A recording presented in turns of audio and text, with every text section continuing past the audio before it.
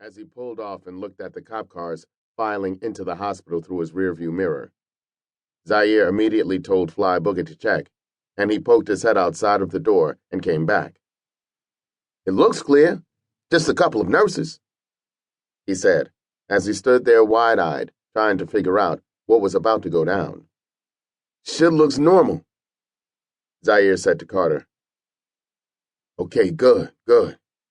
That means that they are on their way to you right now. Listen, you have to get the fuck out of there, Zaire, like right now," Carter said. "Damn, okay, cool. Where are you at?" Zaire answered. "Meet me at the takeoff spot. You already know what it is," Carter said, not wanting to tip off anyone, just in case he had wiretaps on his phone. "On my way," Zaire said, as he began to snatch the wires off of him that were monitoring his heart rate.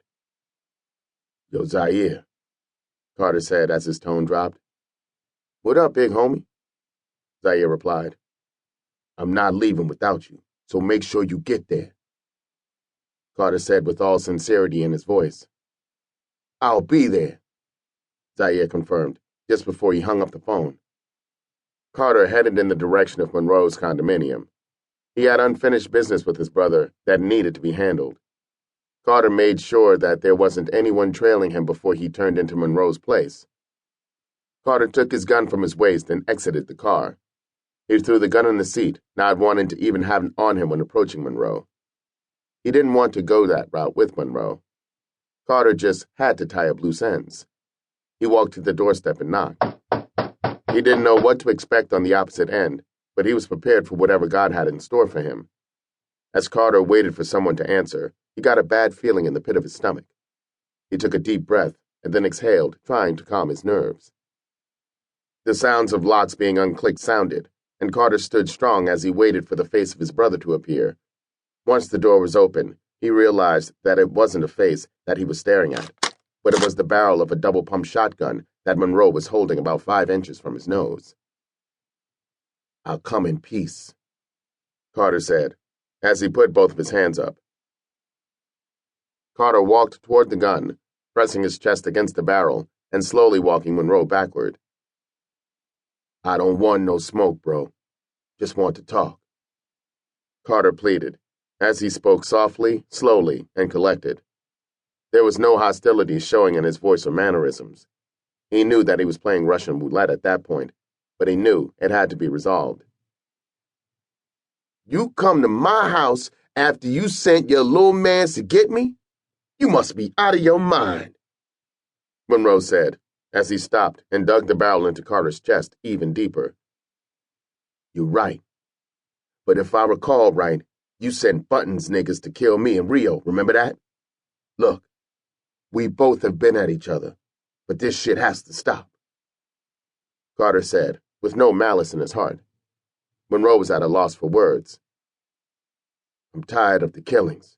I just want this shit to end. Honestly, I would prefer if you get this gun out of my chest.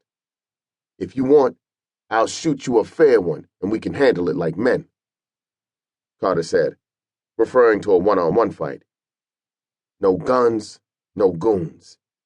Just me and you," Carter suggested. Monroe paused as if in deep contemplation and released a small smile, gladly wanting to take Carter up on his offer. Monroe slowly lowered the gun and then tossed it on his couch. Carter stepped completely in the house and closed the door behind him. He then took off his shirt, exposing his chiseled body and ripped abs. "I thought you would never ask, playboy," Monroe said, as he snatched off his shirt and put up his hands. They were both the direct bloodline of the most fearless man who had ever walked the earth, Carter Diamond. So there was no fear in either one of their hearts. Carter also put his hands up, and the men began to circle each other in the middle of Monroe's living room. "This ass-whooping has been a long time coming," Carter said, as he began to inch closer to his brother. Monroe threw the first punch. Carter sidestepped to the left, just barely missing getting hit by Monroe's punch. Almost simultaneously, Carter snapped a quick jab to Monroe's kidney.